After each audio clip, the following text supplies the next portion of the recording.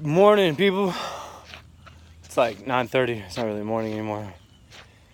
But just came out here to show you the sun. The moon's behind me somewhere. I can't find it. See it?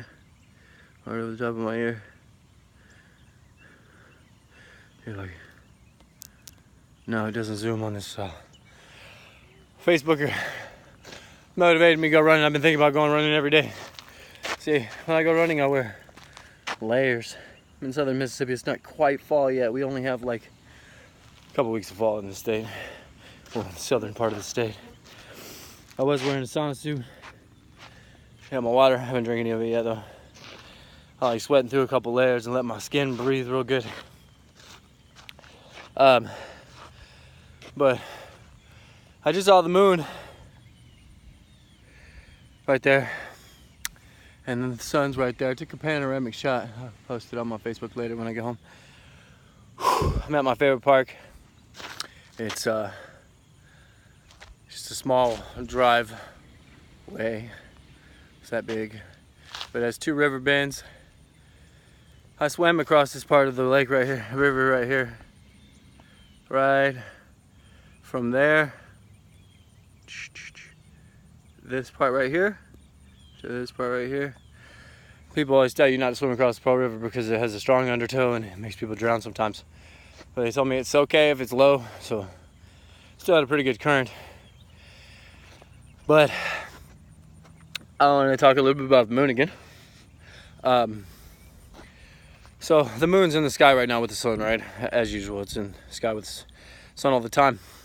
But I want to talk about its pattern and the fact it's on a pattern and not an orbit. Every time that you see it, the first time you will see it will be out west to you. And then each day you see it the next day out west. If you come outside at the same time, it'll be an hour behind. You come outside at the same time the next day, it'll be an hour behind. It's not going backwards. The sun is just faster than the moon. See, the moon also sets quicker right here on the horizon. It goes down quicker because it's closer, it's lower than the sun. So they're on a pattern, so a circuit, not an orbit. And the moon is in the sky. The sun is above in the darkness, the blackness of space by itself. So the moon will be, if I come outside tomorrow at 9:30, it'll be right here. The next day it'll be here. Every day at the end of its left crescent, because it goes from right crescent to left crescent in under 23 days. It starts the night, leading the night, and then it goes back. It swaps places with the sun about every 7 days. The sun will be out west, the moon will be out east, etc., etc. But towards the end of its phase, the left crescent, when it's like a broken off thumbnail, the sun will have gotten really close to the moon. And during the equinoxes, that's why you have eclipses. Because the moon goes invisible. They're both flat, circular disc. One goes above the other one. So, I just wanted to explain that. I explained in my last video, the one I posted yesterday, I think, or maybe the day before, that their patterns and circuits. All the lights in the sky are on a pattern and a circuit. Like we're on like a motherboard, like a square motherboard, you know, Intel chip.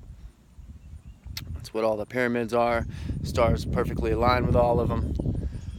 But we live on a grid. Anyway, I'm a square earther. I believe in Pac-Man theory, you know, a derogatory term. People try to clown on it, but yet they can't debunk the divine system environment. My problem I have with the Gleason model, it doesn't explain how the sun and moon are personal and close and local to every observer, because as you can tell, like my radius of circle of sight is very limited, but the moon and the sun are both in my area.